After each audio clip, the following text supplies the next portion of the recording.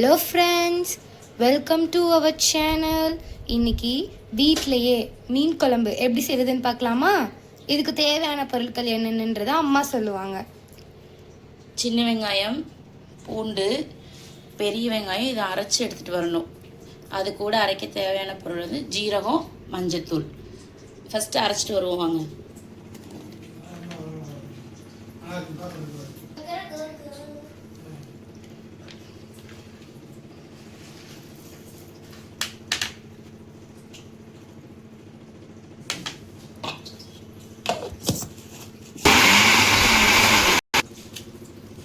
இந்த மாதிரி ஒன்றும் பாதியமாக அரைச்சிக்கணும்.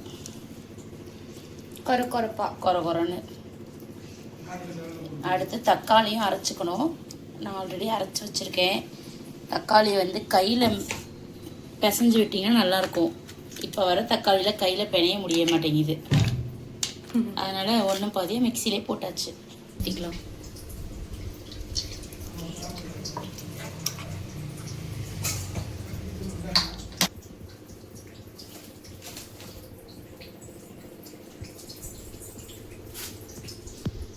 எண்ணெய் நல்லா காஞ்சிக்கிட்டு இருக்கு.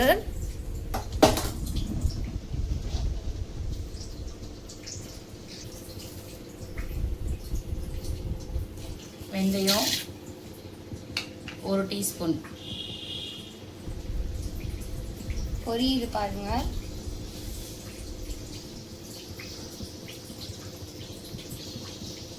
அது பொரிஞ்சதும் கடுகு 1 டீஸ்பூன்.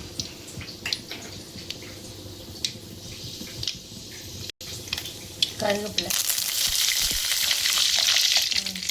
சின்ன வெங்காயம். மீன் குழம்புக்கு எப்பயுமே சின்ன வெங்காயம் போட்டால் சூப்பர் டேஸ்ட்டாக இருக்கும். அதனால நான் சின்ன வெங்காயம் ஆட் பண்ணியிருக்கேன். இதை நல்லா ஸ்மெல் போகிற அளவுக்கு வதக்கி விட்டுடலாம். இந்த அளவுக்கு வதங்கினோடனே நம்ம பெரிய வெங்காயம் அரைச்சி வச்சுருக்கோம் இல்லையா, அதை போடணும்.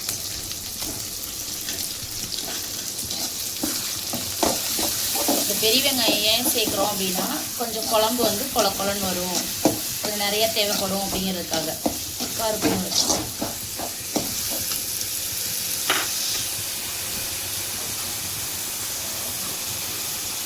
மீன் குழம்புனா நல்லெண்ணெய் தான் நல்லாயிருக்கும். நல்லெண்ணெயில் செய்யுங்க.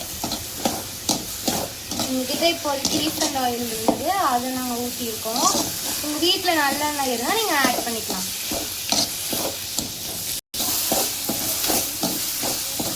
இப்போ தக்காளி பேஸ்ட்டை போட்டுக்கலாம். இப்போ தக்காளி வந்துட்டு நான் 3 தக்காளி எடுத்து அரைச்சி வச்சுருக்கேன். உங்களுக்கு வேணால் நீங்கள் 4-5 கூட யூஸ் பண்ணிக்கலாம். ஆனால் புளியை கம்மியாக யூஸ் பண்ணணும். 3னா புளி கொஞ்சம் அதிகமாக யூஸ் பண்ணிக்கலாம் நீங்கள்.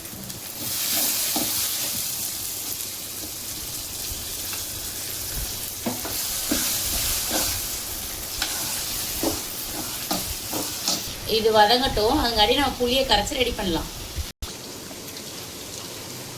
இந்த புளியை நான் முன்னாடியே ஊற வச்சிட்டேன், உங்ககிட்ட காட்டலை. இப்போ புளியை கரைச்சி இது கூட என்னென்ன போடலாங்கிறத பார்க்கலாம்.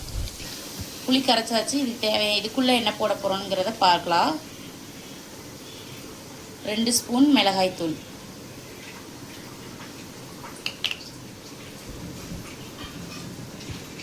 2.5 ஸ்பூன் குழம்புத்தூள்.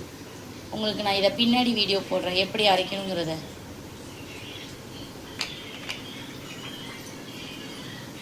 மல்லித்தூள் 1.5 ஸ்பூன். ஆல்ரெடி நம்ம மஞ்சத்தூள் வெங்காயத்தோட போட்டு அரைச்சனால இதில் மஞ்சத்தூள் ஆட் பண்ணல. குழம்புக்கு தேவையான அளவுக்கு உப்பு. இந்த காரம்லாம் உங்களுக்கு தேவையான அளவுக்கு போட்டுக்கோங்க. இதெல்லாம் எங்களுக்கு தேவையான அளவுக்கு போட்டிருக்கோம். காரம்லாம் உங்களுக்கு தேவையான அளவுக்கு போட்டுக்கோங்க. இது இப்போ கரைச்சிடலாம். வெங்காயம் தக்காளி எல்லாமே வதங்கிடுச்சு. இந்த புளி தண்ணியை ஊற்றிடலாம்.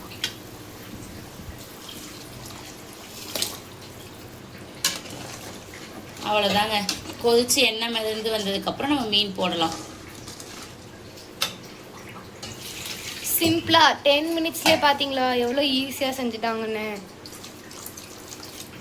நீங்களும் இதே ரெசிபியை உங்கள் வீட்டில் ட்ரை பண்ணி பாருங்கள். மறக்காமல் ட்ரை பண்ணி பார்த்துட்டு எனக்கு கமெண்ட்டில் சொல்லுங்கள். ஒரு 5 மினிட்ஸ்க்கு அப்புறம் பார்க்கலாமா? இப்போது இந்த குழம்பு எண்ணெய் பிரிஞ்சு வந்ததுக்கப்புறம் தான் நம்ம மீனை வந்து இதில் ஆட் பண்ண போகிறோம். மீன் போட்டு ஒரு 5 minutes குழம்பு ரெடி.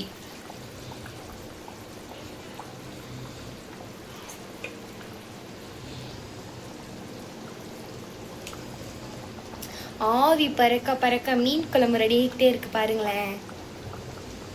பார்க்குறப்பயே வந்துட்டு எச்சு ஊறுது. இன்னும் சாப்பிட்டு பார்த்தா எவ்வளோ டேஸ்ட்டாக இருக்குமோ தெரியல. சாப்பிட்டு பார்த்துட்டு சொல்கிறேன் உங்களுக்கு ரிவ்யூ எப்படி இருக்குன்னு. எங்கள் அம்மா மீன் தலையை தான் வந்துட்டு மீன் குழம்புக்கு வைப்பாங்க. அப்போ தான் வந்துட்டு ரொம்ப ஹெல்த்தியாக டேஸ்டியாக இருக்கும் அப்படின்னு. மீனோட பாடி பார்ட்டை வந்துட்டு ஃப்ரை பண்ணிடுவோம் நாங்கள் எப்பயுமே. இதுலேயும் போடணும். இதுலேயும் 4 பீஸ் போட்டிருக்கேன். ஓகே, 5 minutes கழிச்சு பார்ப்போம். ஓகே, ஃபைனலி குழம்பு ரெடி. டேஸ்ட் பண்ணி பார்க்கலாம் வாங்க.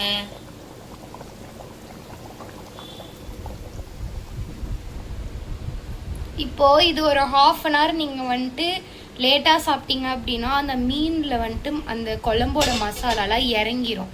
உடனே சாப்பிட்டீங்க அப்படின்னா இறங்காது. இதை விட நாளைக்கு வச்சு சாப்பிட்டீங்கன்னா இன்னும் டேஸ்ட்டாக இருக்கும். அவ்வளோதான். சுட சுட சாப்பாடோட அந்த மீன் குழம்பை ஊற்றி சாப்பிட்டு பாருங்களேன் எவ்வளோ டேஸ்ட்டாக இருக்கும்னு. அமைதியாக இருக்கு.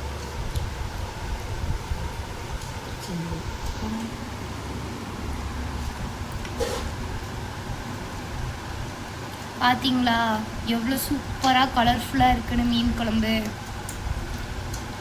அப்படி ஊற்றுறப்பயே எச்சு ஊறுது. நானும் சாப்பிட்டு வரேன். நீங்களும் மறக்காமல் மீன் குழம்பு இது மாதிரி செஞ்சு சாப்பிட்டுட்டு கமெண்ட் பண்ணுங்கள். மறக்காமல் எங்கள் சேனலை சப்ஸ்கிரைப் பண்ணிடுங்க. பாய்.